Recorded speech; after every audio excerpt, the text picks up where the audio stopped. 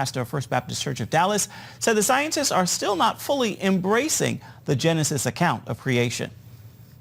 We know from the Bible that, in fact, we do have a common father and mother, Adam and Eve, who are not the result of tadpole mutations, but of divine creation, and that all life is the result not of a big bang, but of a big God. You know, it takes more faith to believe in the evolutionist theory of the origin of life than the biblical creation account. And our health reporter Lori Johnson joins us now to talk more about this. You do a lot of stories about genetics. What's your take on this one?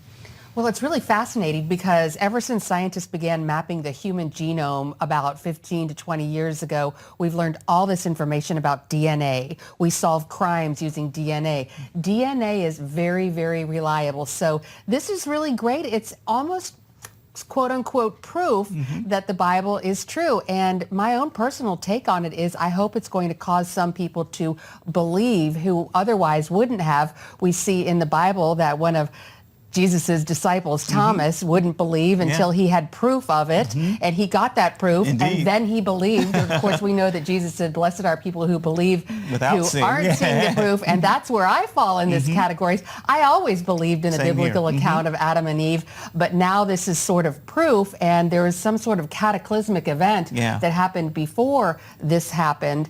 And a lot of scientists are saying, well, that's the Big Bang.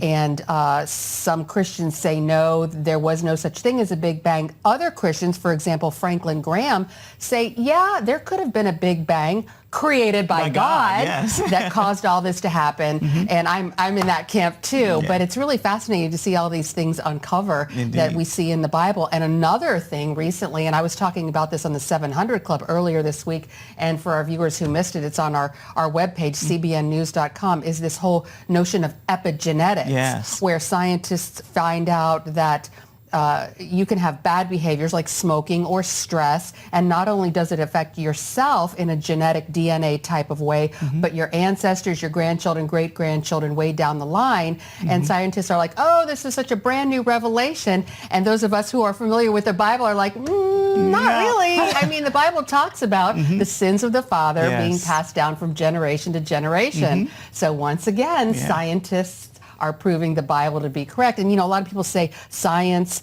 and Christianity are opposing poles, but not really. No, the more you dig, the more you find that's not the case indeed. What are some other scientific studies that carry biblical tie-ins, you think? Well, I just keep uncovering these. And again, you know, the scientists are like, oh my gosh, we can't believe we figured that we found this out. And I'm like, you know, anybody who reads the Bible knows this is true. For example, they're saying that stress is one of the worst things for your health.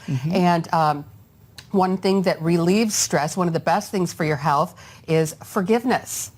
And, you know, we know that Jesus commands us to forgive. Another thing is not to worry. We know on the Sermon of the Mount, Jesus says, don't worry. And we know that worry is so bad for your health. Giving, good for your health. I mean, the list goes on. And we know that God loves us and he commands us and advises us to behave in a certain way for our own good because it's good for us. So all these things, that fasting is another thing that's great for your health. Scientists are now discovering this. But, you know, God has been commanding us to do this for thousands of years. Indeed. Real quick, does it seem like non-believing scientists have become sort of Christian apologists, if you will? They don't even want you. You know what about this most recent discovery about Adam and Eve, what I found most interesting was one of the scientists said this conclusion is very surprising, and I fought against it as hard as I could. In other words, this is a scientist who didn't want this to be true, but it is. So, you know, that testimony speaks volumes. Indeed. God promises to watch over his word to perform it. Indeed, Lori, thank you. You're welcome.